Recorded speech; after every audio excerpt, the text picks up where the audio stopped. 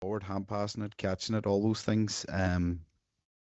Yeah, I'd be a big fan of paired work, because then they're getting absolutely loads of touches. They're learning, to judge the flight of a ball. They're learning to pass to each other, in what way to pass to be able to receive it as well. So I know what even when we go to development squads and even there at the school there at the moment, we would do all our warm-ups and most of our training is a ball between two at all times because if you're sitting in lines and queues, then boys get tend to mess in particular. So the more balls they have, the more they're engaged they are because they have a job to do then.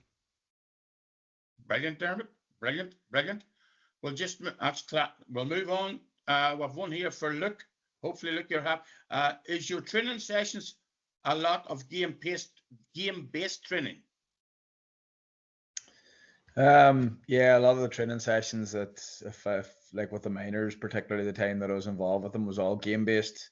I think there's a bit of a misconception sometimes though that playing games is game-based coaching. So I did a bit of research under Phil Kearney and Paul Kinnerk in Limerick with a master's program, and I got my eyes open to the real effectiveness of game-based coaching and how to implement it properly in that. So I suppose you've got your conditioned games, you've got your small-sided games, your large-sided games, but within that as well, your applied practices, your 5v2s, your overloads, those kind of things. Very similar to Diarmaid there. I would use even balls in the warm-up there. Maybe kind of chaotic squares or those kind of things. Just opportunities to harness the basic skills as much as you possibly can. Then in a game-like environment and creating pressure, be it peripheral pressure or shadowing or those kind of things as well. So predominantly all our sessions would have been game-based and have some sort of theme to them and work towards that theme throughout the training session. You're flying, man. You're flying. Okay. Listens to all panelists, but Martin, I'm going to throw it at you. Each of you has had success at various levels, schools, clubs, and counties. Could you share one or two key principles or strategies that you believe are essential when coaching and management underage players, especially as they transition from one level to the next? Nice handy one to start with, Tony. Thanks. I suppose my understanding of that question there, I just scribbled a wee bit down about there. My understanding of that question seems to be twofold. And probably my experience, I'm going to speak a lot about my experience from my time at Owenbeg, the 4 years at Owenbeg. So I was in school and clubs, obviously, as well. But I suppose at that level is where I learned the most, as I say, it's twofold that question, probably both the management and the coaching principles. And, from our time at Owenbeg, and I use the word our and we because I was very lucky to have a great management team with me. And when we were there, I suppose the management part of it was we sort of tried to create an environment where it was bereft of egos. And I know that's a cliche and people throw that out all the time, but we spoke a lot about that there, and we spoke about one of the greatest qualities in young people would be humility, and we always talked about that there and tried to display that in our own mannerisms and how we conducted ourselves around the boys. You know what I mean? That humility and a willingness to learn. Sometimes when boys make county minor panels, and back then it was 2019 when we started with Derry minors, and maybe playing for Derry minors we didn't have the success that we're blessed with now. It was maybe a wee bit harder to get boys to want to be there and all the rest. So we just laid our cards on the table with regards to that there. We wanted to create an environment where we were suppose we were open and we were approachable, and it wasn't a case of them and us, that we were part of the journey with them. And as I say, it was about humility. And when you make a county minor panel, and I know maybe in Derry sometimes previously it would have been a case whereby it's get the jersey, get the training top, wear it to the nightclubs or wherever else, and you think you've made it. And we just didn't want that attitude at all. We wanted it very much that once you've made the panel or the professional panel such that was the start of the journey. And you know, it was all about from here on and what can you do to add to the group, and don't be sitting back and push yourself on. So in terms of management, that was the environment we really wanted to create, Tony, during that time. And we sort of felt at the stage that it was everybody's job to try and get the best out of each other, you know. And then I suppose the other side of that question is the coaching and the principles and the strategies linked to the coaching that you wanted to sort of instill in players. And I suppose, listen, we're very lucky in Derry because there's a lot of, you know, there's great coaching going on in clubs and schools in Derry. So we're very lucky with regards to that there. But we were conscious as a management team that when the players were coming up to Owenbeg, we really had to be on our game to give the boys, I'm not saying something extra, something different maybe might be the way, or try to make it as best quality as possible. So we were mindful of that. And I suppose you want to create an environment where learning was the biggest thing for the players. And it wasn't just a case of putting on a pair of football boots and going out and, you know, giving everything. There are things that's going to be happening everywhere. You know, we want to try to develop players, you know, what sets them apart, and thinking about the game. And another strand of that question was about, you know, to get them ready for the next level, which ultimately would be under 20 senior level. So I suppose it was the approach we took was very much about learning about how you attack, you know, learn about reading the opposition, learn about where space is, learn about how the opposition are defending, and then summarily learning how to defend and defending according to how the opposition are trying to attack and what their strengths are. And, you know what I mean? Do you need a sweeper? Do you not need a sweeper? Where is the sweeper? Just nuances like that there, Tony, you know what I mean, that all the coaches, I'm sure, quite sure everybody does. You know, so that was pretty much the environment that we wanted to create for the lads, and I suppose the principles and the strategies we wanted to instill in them, you know, and we felt that would have stood them in good stead moving forward onto the next stage level. Brilliant, Martin. Brilliant. And before going any further, I must say, hey, I forgot, it's great to have coaches. I think we have coaches from all over the world tonight, believe it or not, and all over the country and all over the world. So it's great. You can go online and everybody's very, very, very welcome. Question 2, and we'll go back to Diarmaid again. How do you keep players focused and feet on the ground? This is your question. Right, go on ahead. They're talking about Hogan Cups here. This man, as you know, has won back-to-back Hogan Cups with Oma CBS. So the question is, how do you keep players focused and feet on the ground to one back-to-back Hogans? I'm sure you had an overlap of players. Yeah, I suppose from the first year to the second year, we probably had, let me think, we had 6 starters anyway. We had maybe 15 or 16 from a squad from 23 to 24. How did we keep them ground? Well, to be honest, they're young boys, and see once they have a wee bit of confidence, sometimes it's just about teaching them how to use it in the best way possible. Because if we knew how to, what would you say, sell confidence, we'd be millionaires. And I think confidence is key. And I suppose the relationships we had built up with the players from 23 had meant that I knew what I was dealing with in terms of those characters. And you're bringing a whole new group of players in amongst them, which is really enjoyable. And you had boys that had experienced it for 1 year, but you wanted them to experience it with a new group and teaching that new group how to win. And the funny thing is, when I sat down and actually the day of or 2 weeks before the Hogan or the McCrory Cup final, we were doing an honours list, you know, because it goes into the match day program, and there were so many boys that never won anything, you know, whether it was club or school or maybe development squads or whatever. So it really was a new group the second year, and so there was a lot of enjoyment in watching boys win their first ever medal, and seeing them perform in such under serious pressure and such a big occasion and then the athletic grounds. The way we were treating it was, it's a new year, it's a new team. Last 2023 was a team that won an All-Ireland, but you don't actually defend your All-Ireland title because, you know, everybody moves on, just people leave school, etc. So it was a new team. Yes, we had the target of being McCrory and Hogan Cup champions, but 2024 team had never won anything coming up through the school, so it was about writing their own history. And the more football you played and you teaching them how to deal with tough scenarios. And you know, if they learn to, if their training is harder than the games, then they always fall back into their training, you know, when the pressure's on. And if you can fall back into your training methods, know that actually it was harder in training than it was in games, then they're going to survive. So they're they're a great young bunch of men that have real, you know, a steady leader in Callum Daly and Rory McCullough as captain and vice captain, and two men that have went on and represent the Tyrone under 20s as well. You know, so when you have boys like that steering the ship, you know, at their own peer level, then you know that, you know, you're in good hands. So it's not all about the coaches. Sometimes it's about the young men and just empowering them to be leaders as well. Brilliant, Dermot. Now, at any stage, Dermot, Luke, and Martin, if you feel you don't want to take a question, just pass it on to some of the rest of the men here.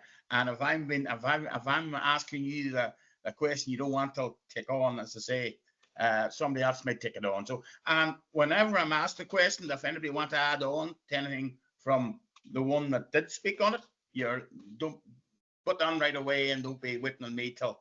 So I'll just keep it on order here. I'll go to Luke here again. Look, the group I am coaching is starting to be interested in tactics and wants to start learning the more refined aspects of the game. Where can I find that information? And the person went on to say, how can I start introducing tactics in an age-appropriate way? That's a good question, Luke. It certainly is. It's there's a lot on it. I suppose the first thing about that is I think people get caught up a lot in tactics. It's starting to be the kind of the buzzwords, and you start to see it even at younger level now, even really under 14s down, become obsessed with maybe kick out presses and zonals and these kind of things, you know. So the first thing and a big emphasis we would have put on at minor level, you know, when we started, we would have had players at 15, 16, 17 right throughout the couple of years, especially when I moved to under 17s. One of the things that we put a lot of emphasis on was teaching them to understand the game of Gaelic football. You know, and we've done that a lot through video work, and watching passages of play with, you know, really good examples of teams that were very good at certain situations, and watching games on a whole, not just clipping games and clipping what you want, giving the players understanding about, you know, what happens when a team goes 3 points up, or what happens when a team goes 3 points down. How do they press kickouts? How do they take the sting out of the game? How do forwards defend? Those kind of scenarios. And we would have, you know, that would have been kind of the foundation of our I suppose our tactical development. I suppose the other one then is going back to the coaching, then the game-based coaching philosophy or method, whatever you want to call it. You know, a lot of our conditioned games will be designed then for the tactics that we're trying to work on. That can be very, very simple. I think teams get very caught up on how to be complicated. A lot of the training that I would do is very simple, and I would always try to keep it simple.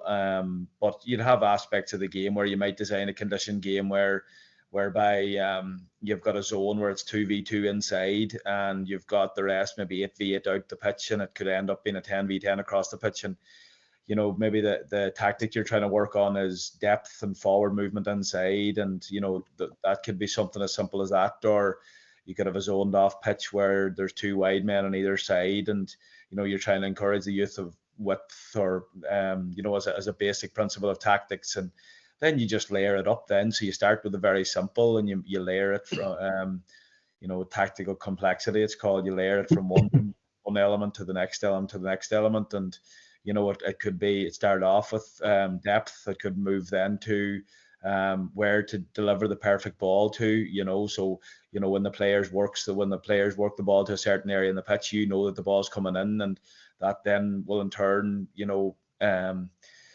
decide how you're going to run for the ball. And then maybe you're looking at support runs, you know, so it's, and then you base your principles of play, then third man runs, or playing the way you face, or supporting the man on the ball, or you're passing and moving, or those scenarios. Or, you know, from a defensive point of view, then how, you know, how you're defending, how to defend, you know, how to man mark tightly, how to maybe not mark as tight in certain areas and those scenarios. And again, then we go back to, you know, looking at your video analysis, and, you know, again, video analysis, it was watching chunks of play and how that developed, and you know, developing an understanding and appreciation for it, because there's a lot of players want to, you know, learn about tactics, but maybe not a lot of young people watch football and its holistic view. And that was something we put a lot of emphasis in, trying to develop a game understanding, and then we built our principles of play and our tactical work through that, you know.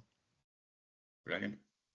And by the way, coaches, you'll already have known anyway, that's the man I was hinting at earlier, the Donegal man, Luke, who is the right-hand man to Jim McGuinness last year and this year. So not everybody would get that opportunity. So I think that says a lot about Luke, and for such a young age.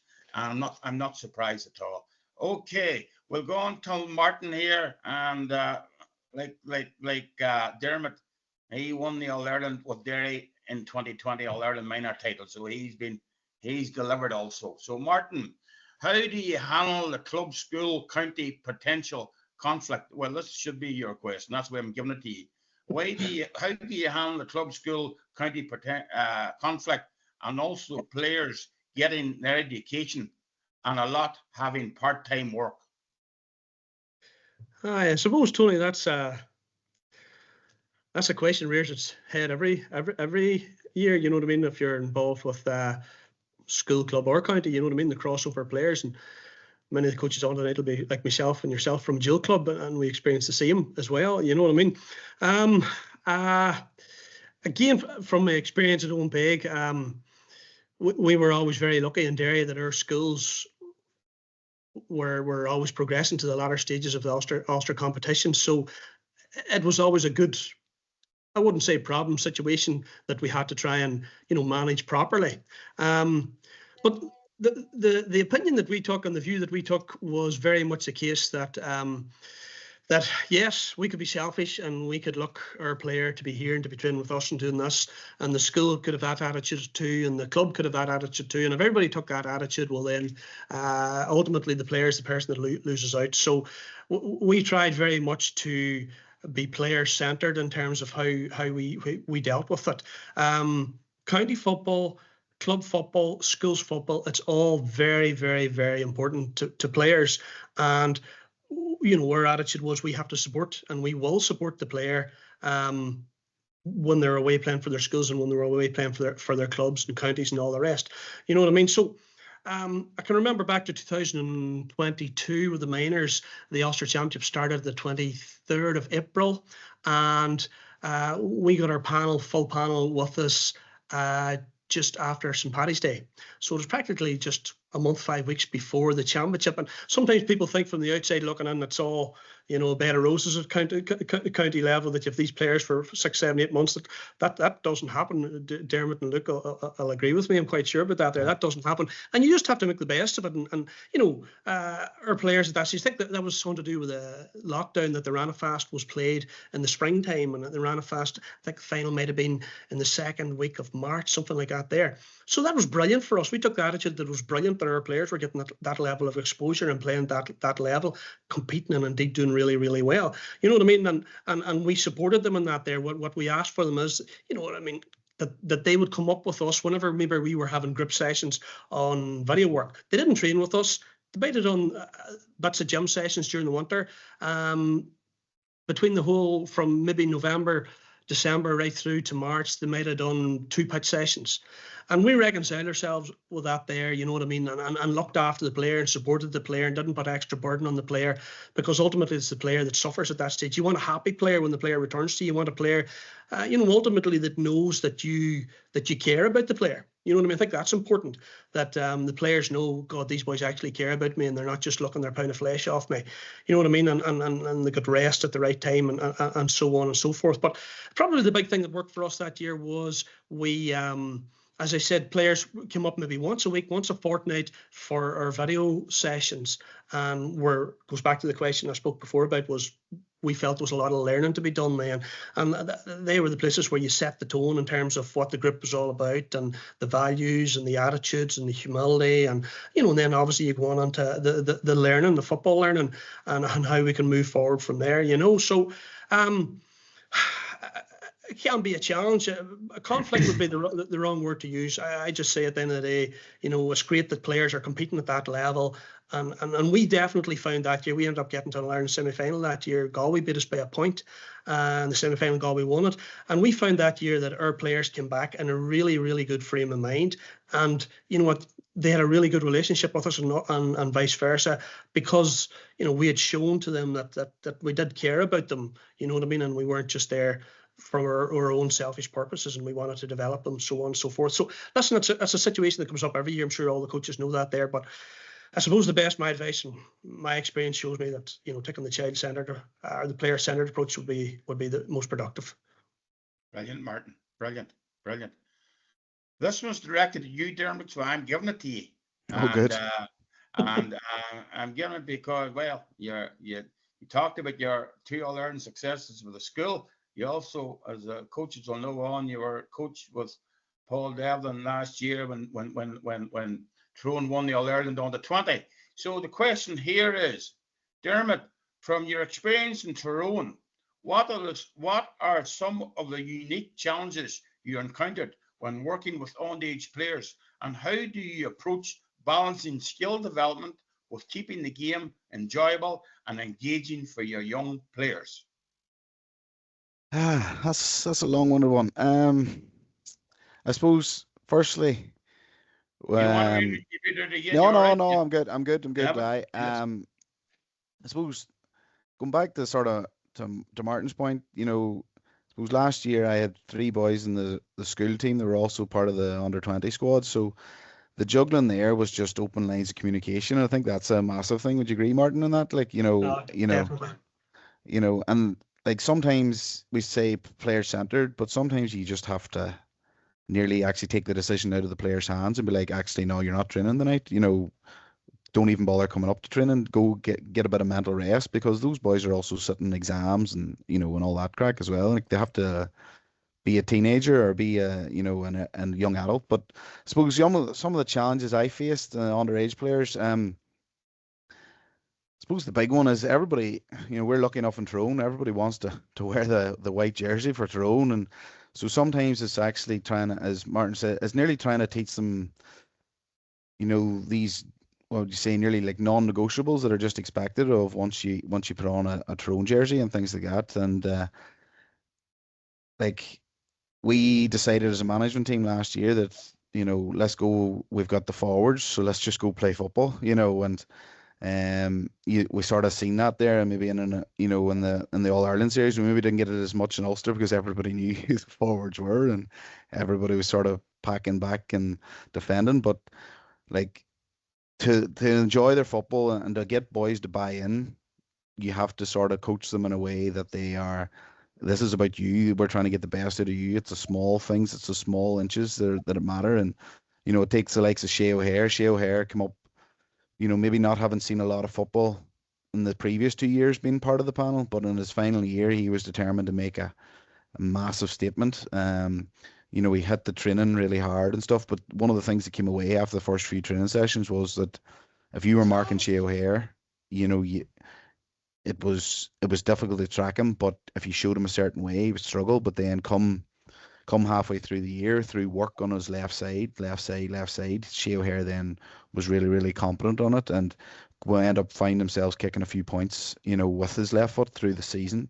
So I think one of the big things is when they come up to us, they're of a certain standard, but it's then polishing off those wee rough edges and making sure that you're still developing their skills, whether it is their left side or their right side, whether it is catching a ball while 2 men are hanging off you or whatever it is. Those small things matter, because in a game it is small moments that maybe change momentum, or it's small moments that you have to get across the line, and they must be practiced right constantly. And I think gone are the days now of turning up to a training session and the boys just start kicking a ball for shots from 40 yards and 30 yards. You know, if you sort of set wee practices that they do before you even start a warm up, where it is, you know, 5, 10 minutes of kicking with the right and the left. Well, there it is, you know, just learning to attack the ball and adjust your body position. And I think the big one for me is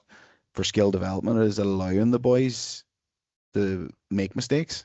Mistakes is okay, particularly in training. You know, mistakes is okay because you're actually trying something different. Your body's trying to adjust to that. So, you know, I was in Scotland for a few years, and there was a woman, Carol Dweck, growth mindset. You know, she talked about, the journey is a journey of constant learning, and this growth mindset of you're not there yet. You know, that's the key word, yet. So, you know, until you maybe wear the county senior jersey in a championship match, are you really there yet? You know, and that's what you kept saying to these underage players. No, you haven't made it yet. You might be a county minor, you might be a county under 20, but until you put on the county senior jersey, maybe you're not consider yourself a county player, you know.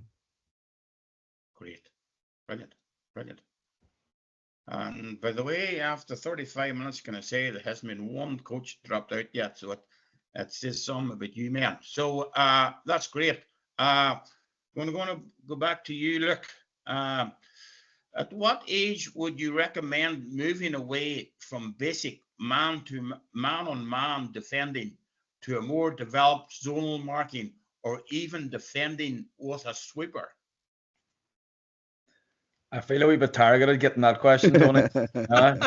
I didn't do that deliberately. I'm being labelled as a defensive coach here. Look, the first thing is, like, for me, that like I would have I would have worked with Martin this year as well, and like we would have very similar philosophies in that the game is played, and you know you play with them without the football.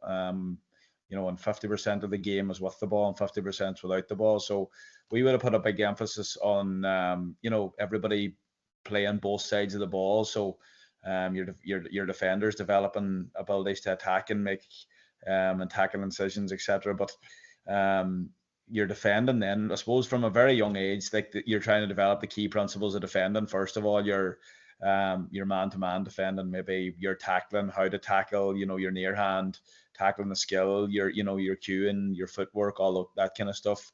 That becomes very, very important. Your marking, you know, and you might have games in training where you can only mark your own player in those situations as well. And like they become important because no more than, say, a zonal kick-out press versus a man-to-man kick-out press. You know, if you can master a man-to-man kick-out press, you can always go back to it. Same as man-to-man defending as well. But it comes a lot to tradition as well. Like in Ulster, you know, I think it's been kind of stated that maybe it's a wee bit harder. It's a better coached province potentially. You know, and there's more teams that are adept at breaking down these mass defenses, or you know, so we would have put a big emphasis on working both sides of the ball, and then you just teach the players then again, going back to your video analysis, you're also teaching them then, you know, how to defend situations, to read where the danger is, to be in a position to defend their player, maybe, you know, teaching the difference between marking a man, you know, where he's dangerous versus marking a man maybe where he's not dangerous, maybe how to make the pitch as small as you can while still being able to, you know, mark your player, those kind of situations, you know.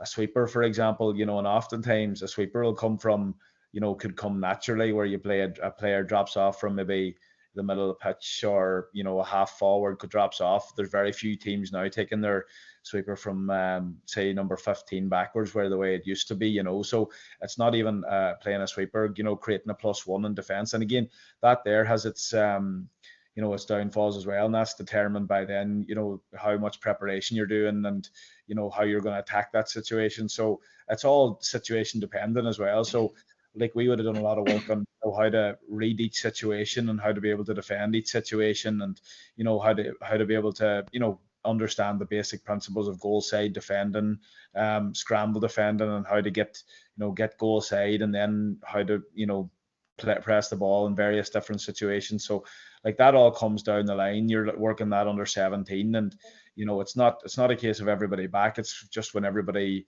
you know, when we don't have the ball, everybody's a defender, and kind of having that, again, like Martin said, you know, that holistic view of the player, and, you know, trying to give them an understanding of both sides of the ball as well. And I think that ultimately makes a player better, you know, from underage, you know, under 12s, under 10s, 12s, 13s, 14s, like that shouldn't be something that you should be worrying about creating sweepers or, you know, playing zonal defenses or any of that kind of stuff. It should be teaching them, the players, you know, the basics of defending and how to defend situations and how to mark players and, you know, how to tackle cleanly and, you know, even things like how to communicate with each other when they are defending, about the language that they use, you know, clean tackling, good tackling, you know, keeping the hands low, all those various different things. And as you progress through your I suppose your underage program, then your 16s, your 15s, your 16s, again, you're layering it on, similar to what we talked about, your tactics, defending's 50% of the game then. So how you defend each situation, and you layer it from that, and that's how we would have went about it. You know, it wasn't a case of just dropping 15 behind the ball. You know, it's about everybody's a defender without the ball, and everybody's an attacker with the ball, and that's, you know, that's just a philosophy that we would have worked with, you know. Brilliant, look. Right, Martin. By the way, I didn't say, maybe coaches were saying you know better, you know, maybe more so. I don't even have to say, but these men have worked with a number of clubs too. I've done great work with a number of clubs as well as their schools and their counties and development squads, whatever. So we'll give you this one here, Martin. How do you satisfy the player who's not making the starting team? It's a nice handy one there. Aye.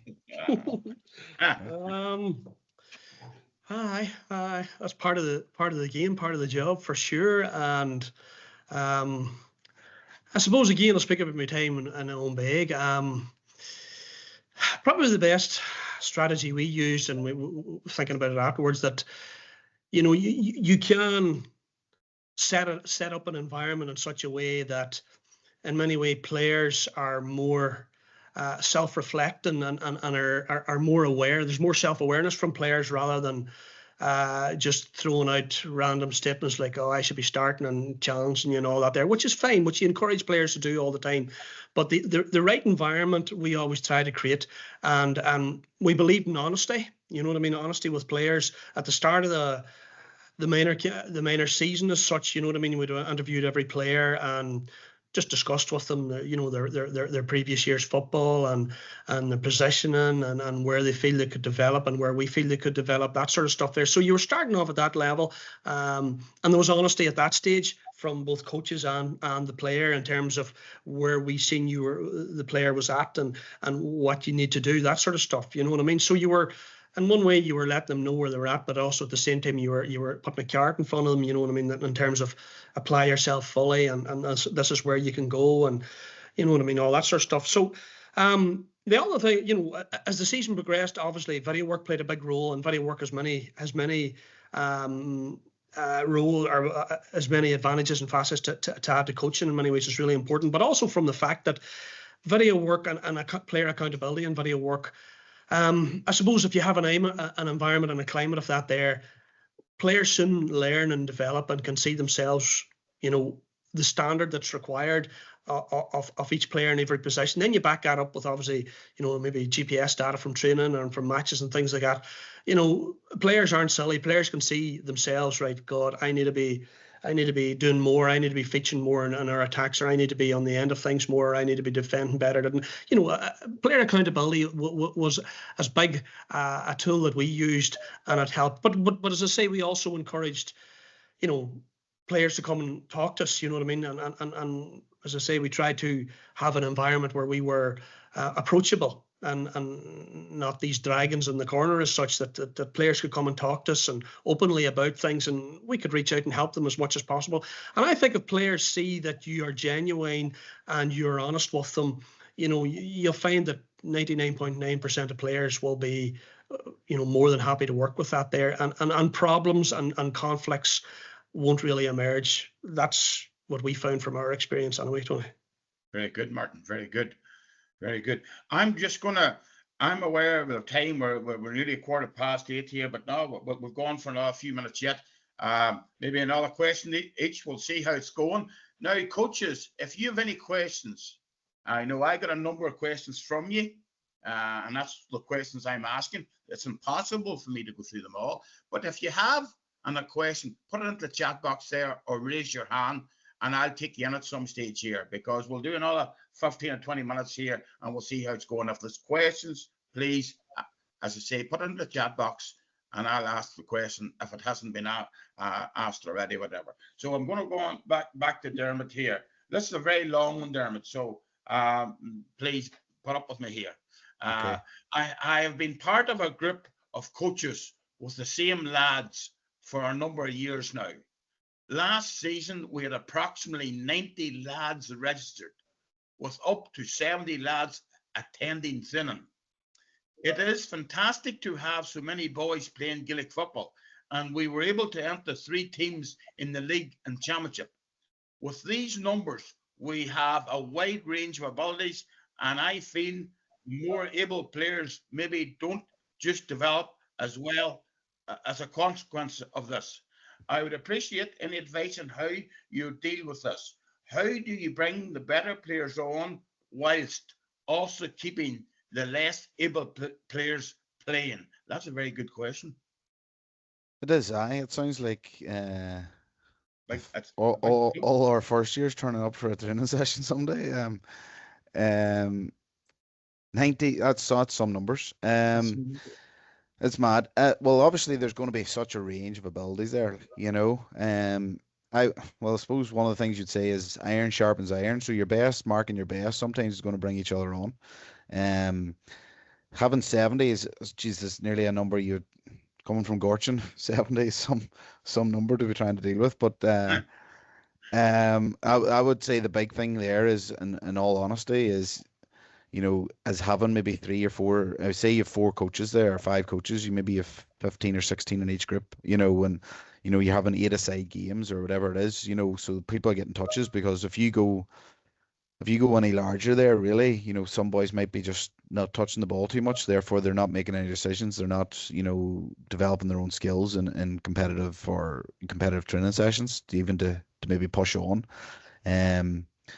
How do you keep, like, the lesser players will know themselves that if they're up against some of the better players, they maybe aren't going to get past it. They mightn't touch the ball too much, you know, might be not confident enough because they know they're maybe not as good to call for the ball and things like that. So the key there is, you know, I suppose it's like teaching, you know, you call differentiation, like, you know, you have your different levels, you know, whether that's an English class or a PE class, you know, you have your different levels. And yeah, I would definitely be having my stronger players in wee small games against each other, and then I would be having my other groups then in different levels. Because if they've been, you said at the start, the coach has been with them for numerous years. Is that right, Tony? Yes, that's the So coaches. you'd have an idea, and you would have an idea at that point that, you know, wee Jimmy is definitely in the A group, but wee John there is, you know, he needs to be in maybe the middle group or the bottom group, and they all then get their own level of success. And, you know, maybe that's where the late developer comes, because if he's not stuck up against all the strong boys in Group A, but over time he might get there because he's developing his skills because he's in the middle group, you know. Dermot, there's a number of questions coming into the chat box here. I don't know, do you men see them or not? But I'm seeing I'll them. have a look. But you can have a wee quick look if you're not answering the question to see maybe there's more coming in there. They're bouncing in like hell here, but it's great to see. It's absolutely great to see. So we'll go to look here, and we'll only go one more Dermot's done. So we'll do a look, and Martin, and maybe we'll take some from the chat box if you have a look there. We see, look, there's one here I had planned for you here. Accountability amongst players. What is the best way to keep them motivated, apart from winning? Would a target-based approach or some form of testing at different stages a good idea to see how players are progressing, and so they have a measure of their individual progress? That's a good question. It kind of interlinks a wee bit with Martin's last question there as well about accountability and stuff. Motivated and that. It's funny because, you know, when we were involved, you know, we had a very clear, I suppose, a very clear vision or a very clear agenda on how we wanted to go about things with Donegal, and was very simply, we wanted to, you know, be the hardest working team as you know, as possible, and bring pride to ourselves and our jersey and our county. And I suppose the one thing that we tried to do was we tried to develop a relentless togetherness and commitment to something that's much higher than yourself, and that was something that was very important. You know, only one team can win the All Ireland, and only one team can win the Ulster Championship and the Ulster Minor League and all these kind of things. You know, so if you're measuring your, you know, purely on winning, you know, the All Ireland and then everything else, you have to be realistic in terms of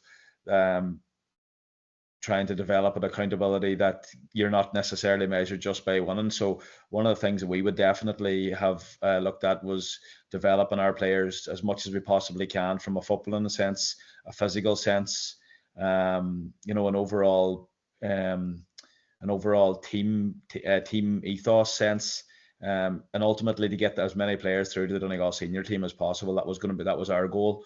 And the motivation to do that was every single night in the training pitch, pushing each other, pushing the standards, you know, demanding high standards of the players, and not accepting anything less from that, you know, with players in terms of their own individual performance. Very much similar to Martin, we would have been very open and very honest with players, you know, when they would come to you and they'd ask for their advice and on how to improve, and you would be very honest with them. The one thing that I would never do is I would never sugarcoat anything with a player.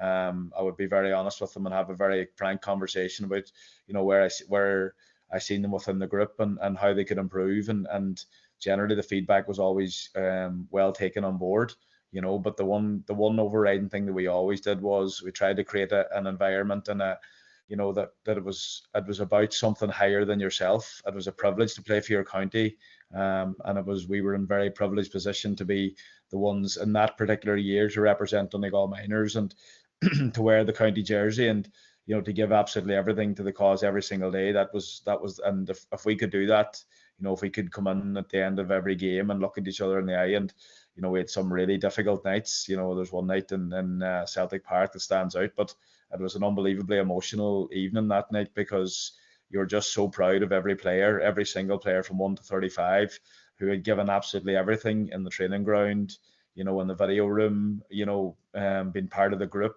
you know, pushing each other on with maybe on the bad nights and the evenings where it was snowing and hail and in convoy, you know. So that to me was something that brought the whole group forward. And then players weren't nearly worried about, you know, am I scoring 70% or 80%? We weren't really worried about stats at all in that regard. We were very much about improving the group and improving every player's ability to be a brilliant teammate and be part of a group. And that there itself brought the standards higher and created its own accountability within the group then, because they demanded the best from each other, you know. Hey, can I say something before we move on? You are three great men, and I mean that from the bottom of my heart. Man, credit here. Know what I'm going to do here? I'm going to ask Martin one more question, and Diarmaid, and look, have we quick? If you can see the chat box, I've got one. Right, and if Luke can find one or two, maybe even quick answers. And I know coaches, and I'm sorry, coaches, we might not be fit to respond to Les more come on them all, but if we quick glance over them to see and do our very best for you as coaches, because you are on here and there's still over 160 and so on, and I'll try my best to get every wee ounce to these three men as I can. So one here for Martin to finish, and then we'll look at the questions on the text box. What are the views of your guests on senior players being mentors for the juvenile teams, and how is that best implemented, Martin? Good question there, Tony. Senior players being mentors, definitely a good idea. Definitely a good idea for me. And I suppose I'll not talk as long as the last time, because I know we're running out of time. For me, the ways that you could do that there, and the way I've seen it done in clubs at club level, is senior players getting involved in perhaps maybe the gym work, the S&C work that's done over the winter and the off season with players. Also, examples that would be senior players involved with managing, coaching, training the underage teams. That's a good setup. You know what I mean, within every club, because it's a good sign of a senior player. And I know their time is heavy in terms if you're playing senior football hurling. There's a lot of time commitments, but if you're willing to give up your time to work with an underage team, I always think that's a brilliant sign of the selflessness of a senior player, and you're there to help. Hey, other ways that I've seen set up within clubs would be maybe not in a structured manner where senior players are encouraged to engage with underage players, and even if they're walking off the training field past them, how you getting on? I watched your last game there, that sort of stuff. Even wee things like that there make such a difference to underage players, in my opinion. And probably from my own experience at Owen Beg, the thing one of the best things about Owen Beg, and probably it was unique in that regard, was on a Saturday morning in Owen Beg, without giving away too many secrets. On a Saturday morning in Owen Beg, when we were there with the minors and under 20s, you would have had the under 15 development squad, the under 16 development squad, the minors, the 20s, and the senior footballers there, and they all would have been passing each other on the corridor, maybe in at the canteen at the same time, maybe passing each other in the gym, and the younger players could see how accessible in many ways senior players were, and just how they were ordinary people, but also the way in which they conducted themselves, and how much they were, they were role models, and how open and pleasant and civil they were, and how humble was probably the biggest word that we found about. I just always thought that was a brilliant experience for an under 15 lad who'd landed up to Owen Beg for his first experience of a development squad, and the next thing he's walking down the corridor at Owen Beg, and there's Conor Glass or there's Shane McGuigan, whatever, and they might walk past him and, how's it going? Good to have you up here. Words they got there from players they got were invaluable to younger players. So, the influence of senior players, to conclude, Tony, is absolutely vital, and it's a great strategy to be using and to implementing within every club. And that's as you say, the club player, the club senior player, the young one looks up, and to tell a young one that club senior player is just a pure legend. You know what I mean? And they just want to be close to them. They want to, and the club player just saying a few words to that young lad or girl, it's so encouraging for them. Right, I asked you to we look. There's a number of questions here, and we are 8:25. We'll go maybe for another 10 minutes or so. I asked you, Diarmaid, first. Did you spot one or two? I'll go with Kieran Kearney there, 2016. He wrote there. Any advice on building leadership qualities in young players? I suppose, when you name a captain at a school team or whatever, you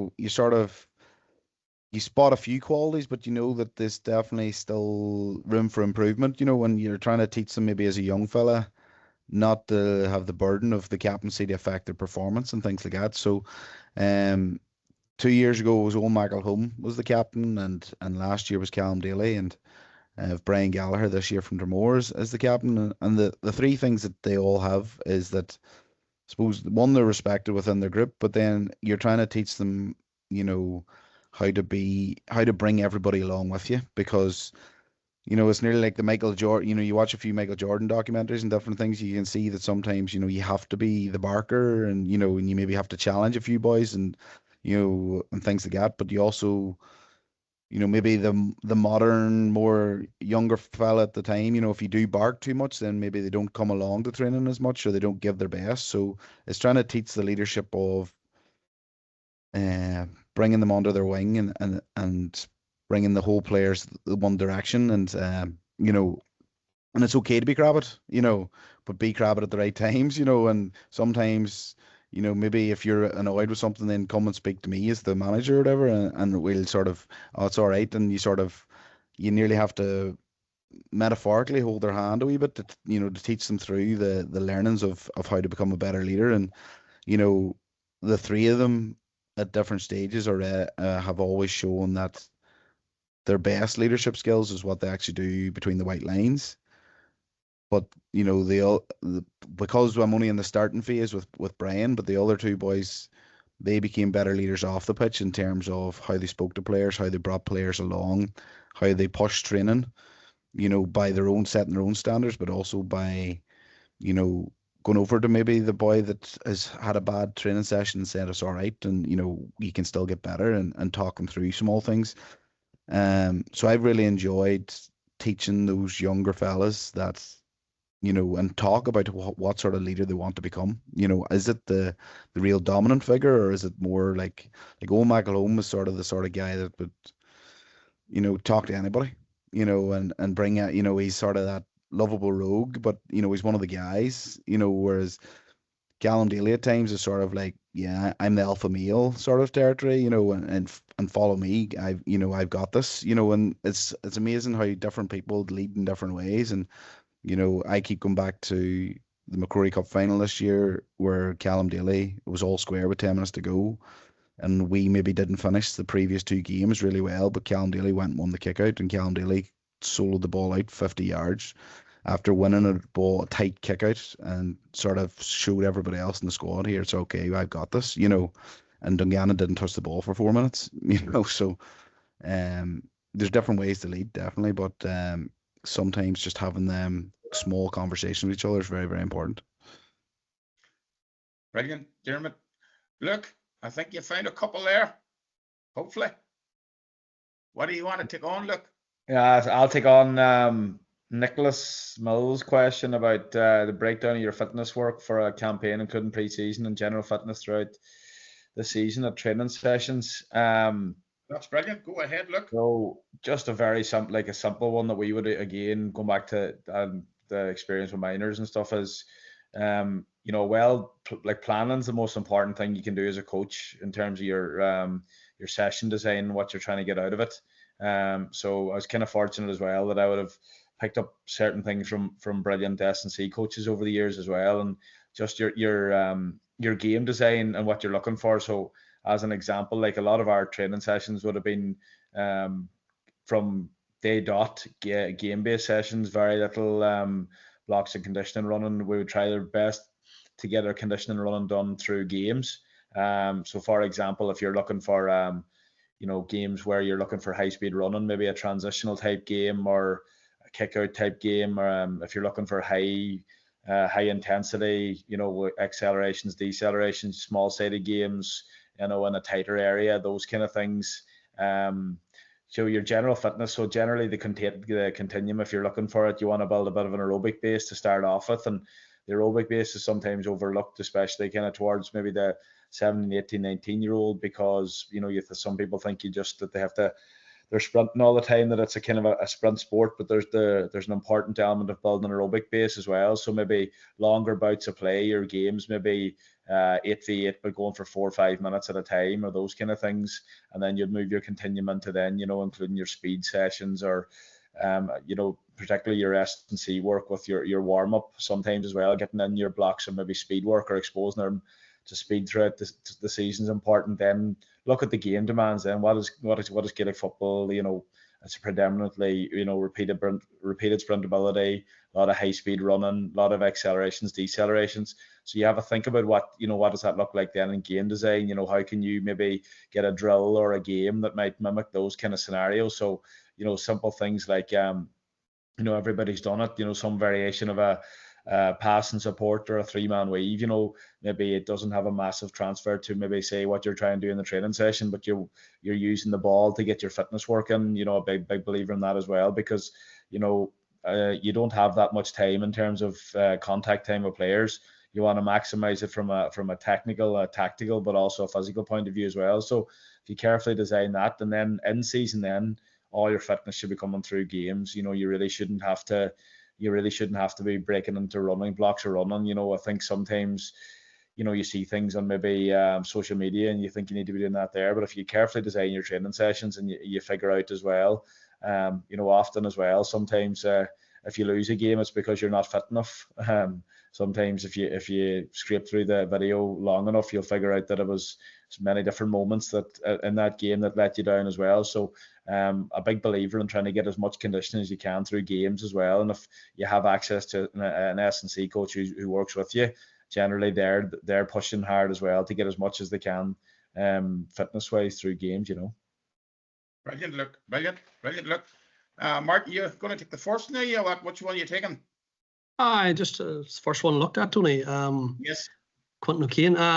How how do you help facilitate the transition from underage to senior football? I suppose Luke and Diarmaid probably would know more about the S&C transition, but in terms of my opinion, and been involved with our own minors at the club here, as something we try to instill in them. The biggest challenge is for me that underage players learn and are exposed to an environment where they experience good routines, good habits, how to conduct themselves, all the things that are going to be relevant and so important for them getting into a senior setup, in terms of their, good routines. What I mean by that is, doing your rehab if you're injured, good routines, preparation for training, good routines in terms of patterns of lifestyle, of how you conduct yourself away from the pitch, of your commitment to your training, your commitment to your maybe your gym work, S&C work, all that sort of stuff. And I just find that for underage players, that if they are aware of and are in an environment where them things are happening, the transition to senior level doesn't be as big a step for them players. That's my own opinion. It doesn't be as big a step. And also, to be allied to that there, that they're exposed to quality training and quality work on the pitch. And also another key facet of it would be exposed to video work, learning through video work. And Luke spoke about earlier on learning what Gaelic football is all about, and learning about space, and learning about how you attack and the different ways to attack, and being able to read games and watch games. Like, for me, again, encouraging young people to go to football, to watch football live, to go, and if they can't go to matches, watch them on TV and try to see what other teams are doing, and being aware of the strategies that other teams are trying to implement. You're always asking questions, because when you're doing that there, it's a growth mindset as such, if you know what I mean. So I think that if they're exposed to that there at underage, the step up to senior level will be seamless, in my opinion. Great. That's brilliant. Now, just on that one, Tony, just on that Sorry, one as well, go ahead. Tony, echo on that there as well, because I know there's an element of S&C. Like, I would be very much in line with what Martin's after saying there, in terms of the holistic view of an inter-county player and what it's about to be an inter-county player. And, like, one of the things that I would have seen with the minors would have been, we would have trained, it's all game-based, but it's, we would have demanded a really high intensity and a high standard from them. And, that was part of the reason for that. There was the goal in the back of your mind is always to get them through to senior level, and for them boys to step onto a senior ground where they're used to a high intensity environment, high quality football, where you don't get time on the ball, all those various different things. And then the video work as well, and understanding Gaelic football, understanding what tactical elements, and understanding maybe what it is to be a good teammate, understanding maybe the challenges and the resilience of maybe the ups and downs of not having it your own way all the time. Those are all part of it as well. And I actually think that the S&C, like, if we look at now, the minor players now are under 17. Some of them are 15, 16-year-olds. For me, strength and conditioning is a very minimal part of that, because by the time, as long as they're working on, good movement patterns within the gym, they're moving into an environment now where most county teams have a full-time strength and conditioning person, employed by the county board to an extent, and they'll get their hands on them then, and they'll be able to create that right path. But it's the holistic view of the player that's important, I think, as well. So just echoing Martin says, I think S&C is actually a small part of it. It's the quality of the training, it's the quality of the environment, it's the quality of them being teammates and being part of something like that there, I think, is more important than say strength and conditioning, for example. Right. Just to finish off, and I'm just going to tick them off here off the text box, and it's only one-line answers, ma'am, if you can, if it's possible. There's one there. Would you have any, and it come in twice from two different coaches. Would you have any advice on coaching your own child at minor level? Anyone want to say that? Diarmaid? I'll have another 15 years or so before he's minor level, but Would you have any advice? I don't. Well, I suppose I'll be coaching my own brother. I suppose if we go that way, I'm coaching my own brother now with Gortson in 2025. So, I did coach him when he was 16 and I was 20. I suppose the big thing is honesty, and Right. You know, I think you just honesty is the key in life nearly. I think, going back to the point about just speaking about dropping a player, things like that there. If you tell a wee couple of lies, you'll eventually get found out. But if you just tell them straight, sometimes, it might hurt at the time, but at least he knows that you are being straight, like. So I I think if go sorry, on there ahead, was Martin. Go on no. ahead. I would say also on that there, Tony. You know what I mean. A lot of people would advise you, don't coach your own child. You know what I mean. And you know, if that's people's opinion, that's fine. I don't have a hard and fast opinion on it, but what I would say is, if you're going into coaching your child's part of the squad that you're coaching, if you're doing it for the right reasons, which are the betterment for all the players, well then absolutely go and be involved in the coaching of that group. And if your child's part of that group, fantastic, you'll have a great time together. I would back up what the two men said there. Even though I haven't done it as a coach, I haven't worked with my own lad, but I would have an issue. Well, I've stood back out of it, but I wouldn't stop me entirely going in, as Diarmaid and Martin says. Just be honest. Be honest. Your lads, just treat your lad the same as everybody else in the group, and I'm sure that's the way your lad or girl, your daughter, would want it. Would want no different from that. So I would say, don't let it stop you. But if you don't think it's right, you have to make up your mind on that. Another quick one here. How do you develop the youth player who struggles with 50-50 contact, pulls out of the tackles? Every other aspect of their play is good apart from this. Are there any secrets there, man?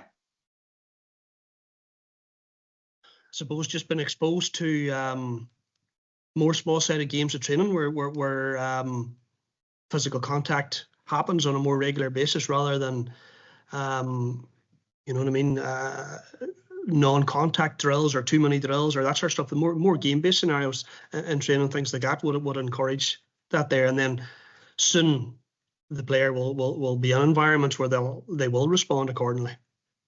And right, no, that's no. Just another wee thing on that, Tony, Yes. would be, even small things like go one-on-one and sort of teaching him maybe first without any pressure that he's always handling the ball, in difficult situations, whether, the way you're feeding it into him, and then put 50% pressure on it from a defender and then up that pressure, into nearly like a full scale. So he's eventually going, well, if I can deal with one, he's just then about his peripheral, understanding where everybody else is. I think that brings confidence. Brilliant. And I think you have answered this last one. It's all about enjoyment and fun and fairness. But there's another person here says, how do you encourage players to keep coming to training? Look, do you want to take that? How do you encourage players to keep coming to training? Well, I suppose like the first thing is, like from any point of view, no matter if it's minor level, senior level, club, county, whatever it is, the majority of people play football because they love playing football and want to play football. As coaches, it's our job to, particularly at underage, is to make their, I suppose, first of all, if you're coaching the under 8s or the under 9s, under 10s, and you only have them for an hour a week or 2 hours a week, can the challenge for you as a coach be to make that the best or most enjoyable hour of their week? That's the, one of the things. And then as it progresses, then, again, going back to the things that we did, like, creating that really tight, relentless togetherness where, they're part of something that's a wee bit more than football and means more than football to them, and, maybe a club environment like that there where a player that might not necessarily be the top end player, the county minor, but it's going to be somebody who's going to be extremely important to the club in years to come. You have to try and provide an opportunity for them to be, also to improve first of all, and then to make sure that they develop a love of Gaelic football. And if you do that, and that's your sole goal, and you create that really positive environment, challenging but positive environment, I don't think you'll have an issue with them coming back all the time as well, and keep encouraging them to, because sometimes, maybe not coming back is a way of giving up, as well. And, sport's a great way of teaching ourselves, our young people, life skills as well. And, that bit of resilience that you're not going to have it your own way all the time. And that sometimes you just have to kind of dig in when the time gets tough. So, it's an important life skill as well. So, from a coaching point of view, can you, because you don't know week that child's had, or what kind of day that player's had, or whatever the case may be. So can you make that the most enjoyable period of their week? You know, that could be the challenge for you as a coach. Brilliant. Coaches, that's us. Great. And I'm sure you'll say, coaches, that you've really enjoyed the three men here. And I would say with confidence, you'll see these three men along the line for a long number of years to come. So I wish the lads all the best. It was great, men. Thank you so much for coming on tonight and sharing all your ideas with the coaches. Thank you, coaches, for coming on also. A great turnout. I'll ask you, I see a lot of thank yous. The last thing I would ask you to do, coaches, please, as I said at the start, I'll be sending through the wee feedback form tomorrow. Please complete it for me. It only take you a few minutes, because it'll help us to know what units we're looking for the rest of our CTPs in the future and the years to come. So thank you so much, everybody, and good night. And thank you. Okay, thank you.